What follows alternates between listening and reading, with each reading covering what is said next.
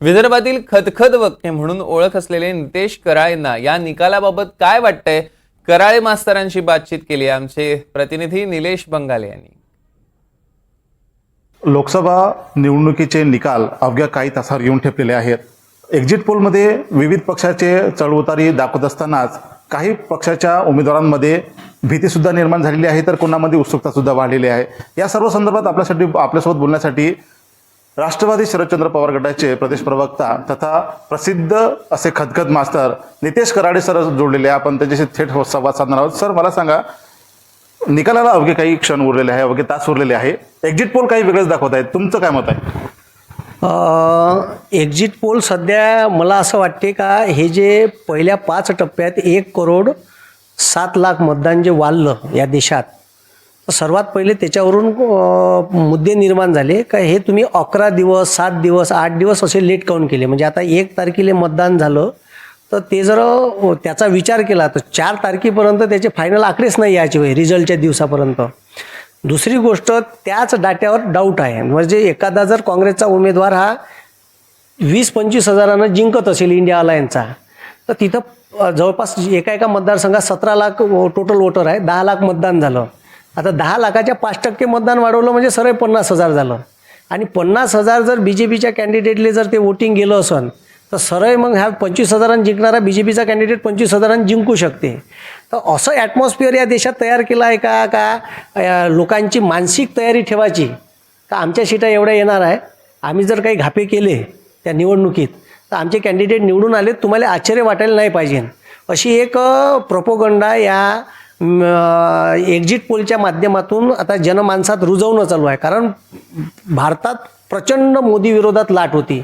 मी महाराष्ट्रात पाहिलं का विदर्भापासून जे लाट गेली तिकडं मुंबईपर्यंत अक्षरशः रोष होता। आणि अशा ठिकाणी आता मी त्या एक्झिट पोलमध्ये मी आत्ता पाहिलं 2 दिवसाच्या अगोदरपर्यंत अमरावतीमध्ये बलवंत वानखेडे आघाडीवर होते, जिंकून येणार होते, एक्झिट पोलच दाखवून राहिलं होतं। आणि अचानक कालपासून ते नवनीत राणा समोर आले, हे कसं झालं बुवा? हे आश्चर्य आहे ना। म्हणजे ज्या ठिकाणी बळवंत वानखेडे निवडून येते हे दाखवून राहिले तुम्ही, आणि लगेच एकदम इलेक्शनचा शेवटला टप्पा झाल्याबरोबर नवनीत राणा समोर कशी आली? वर्धेतली स्थिती तशीच आहे, अमरकाडेला जास्त बहुमत दाखवत होतं। नाही, वर्धेतले सुरुवातीले तर पूर्ण दिवस सट्टे बाजार म्हणा किंवा एक्झिट पोल म्हणा, तर ह्या सगळ्या अमर काय जिंकून येते या बाजूनं होता। आणि मी इलेक्शनच्या दिवशी मी स्वतः माझ्यापाशी प्रूफ आहे, मी 42 गावं फिरलो, शेलू वर्धा मतदारसंघातले 42 गावं। आणि त्या 42 गावात ठीक आहे, म्हणजे जातीय समीकरण जरी पकडलं तर मी ठीक आहे तेली समाजाच्या पट्ट्यात फिरलो, आणि इथं जातीय राजकारण चालते बा म्हणून मी ठीक आहे, बरेचसे लोक म्हणे का तेली समाजाचे वोटिंग तेली समाजाला जाईन बा, रामदास तडस साहेबांना जाईन, असं काही झालं नाही। कुठेही जातीय राजकारण नाही झालं। शेवटी जात आणि धर्म हे पोटाले अन्न मिळून नाही देऊ शकत। शेवटी सोयाबीनच्या प्रश्नाचा प्रश्न आहे, कापसाचा आहे, ठीक आहे, हे जिवंत मुद्दे होते, DAPच्या खताचे भाव होते, सिलेंडरचा प्रश्न होता, हे लोकांना भेडसावून राहिले होते। आणि लोकांनी स्वतःहून इंडिया अलायन्सच्या उमेदवाराला अमरबाबूंना मतदान केलं। आणि मी ते गावागावात पाहिलं, मी स्वतः 42 गावात फिरलो, 60-40 70-30 असे गावं चालले। आता आपण जर बघितलं तर महायुतीचे उमेदवार जे आहेत रामदास तडस यांनी सरळ सांगितलं की माझा विजय पक्काच आहे, तिसऱ्यांदा मी खासदार बनणारच आहे। तुमच्या उमेदवाराबद्दल तुम्हाला काय वाटतं?